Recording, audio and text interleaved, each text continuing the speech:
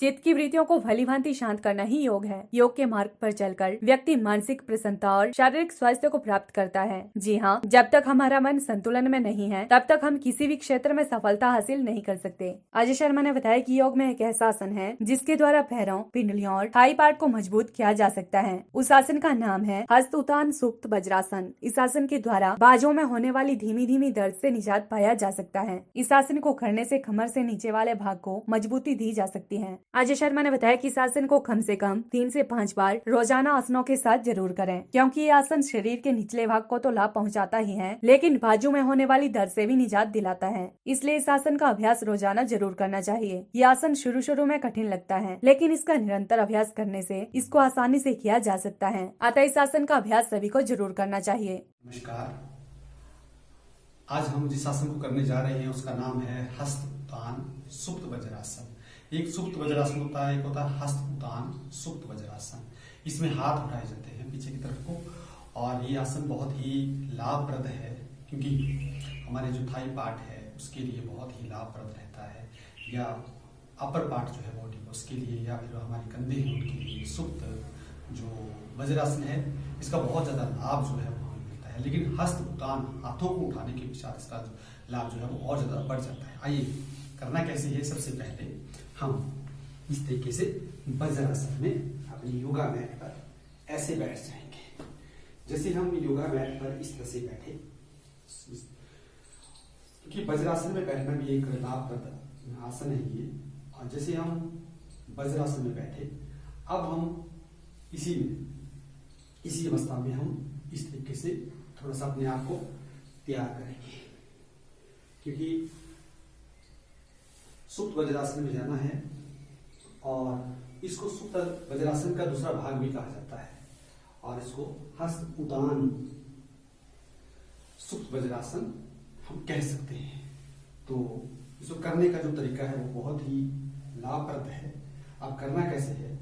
सबसे पहले हम वज्रासन में बैठे, उसके पश्चात हम धीरे धीरे अपने हाथों को अपने साथ में इस तरीके से लगाएंगे, और फिर ऐसे एक जो आपका दाहिना बाजू है उसके बल हम जो है वो इस तरीके से अपने शरीर को झुका लेंगे। फिर दूसरी तरफ से भी हम ऐसे ही इस तरीके से ऐसे गिराएंगे। अब इस तरीके से जैसे हम इतने झुके और हाथों के ऊपर, हमारे बाजुओं के ऊपर पूरा वजन जो है वो शरीर का आ गया। अब करना क्या है, धीरे धीरे से हाथों को आगे की तरफ को फैलाना है और सिर को नीचे ऐसे, और फिर इसको जमीन पर ऐसे लगा देना है। उसके पश्चात हाथ को उठाया और हाथ को सिर के पीछे ऐसे लेके, और दूसरे हाथ को उठाया, उसको इस तरीके से लिया है। और इस अवस्था में हम टिके रहे। काउंटिंग के साथ टिक सकते हैं।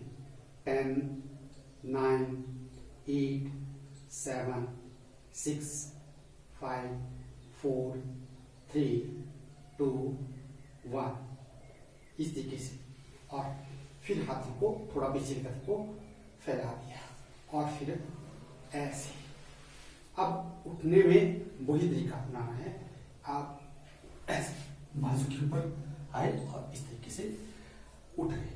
तो इस तरह से हम सुप्त वज्रासन को ऐसे कर सकते हैं। अब इसमें जो सुप्त वज्रासन का जो पहला रूप है उसके साथ हम इसको करते हैं। उसके साथ करने का जो तरीका है वो कैसे है।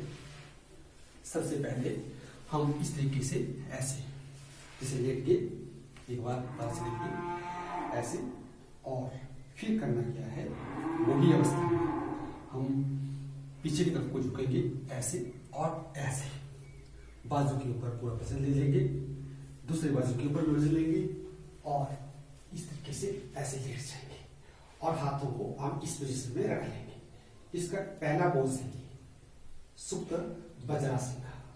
और इसका जो दूसरा रूप आता है वो आता है हस्त उत्तान सुप्त वज्रासन। वो हमने पीछे की तरफ को ले जाना है। हाथ को उठाया, ऐसे रखा, दूसरे हाथ को उठाया, उसको ऐसे रखा, और इस अवस्था में आंखें बंद करके हम इस आसन को ऐसे कर सकते हैं। तो यह आसन बहुत ही लाभप्रद आसन है। इस वक्त हमारे बॉडी में कहाँ चेंजिंग हो रही है। हमारे जो थाई पार्ट वाली जो मसल्स है वो पर काफी खींच रही है, कमर वाली मसल काफी खींच रही है, कंधों वाली मसल इस तरीके से करने से पूरा लेग्स में जा रही है और हमारे पैर इसमें काफी इन्वॉल्व होते हैं, तो उसके लिए बहुत लाभप्रद है। इसको इस तरीके से और फिर इसे उठ जाएंगे ऐसे, तो इसको धीरे धीरे से करें, कोई झटका ना लगे। और इस आसन को करने से शरीर में कई लाभ जो है वो आना शुरू हो जाते हैं। तो इस आसन का लाभ लेने के लिए इसका 2 से 3 बार अभ्यास जरूर करें आसनों के साथ। PLTV के लिए हमीरपुर से ब्यूरो रिपोर्ट।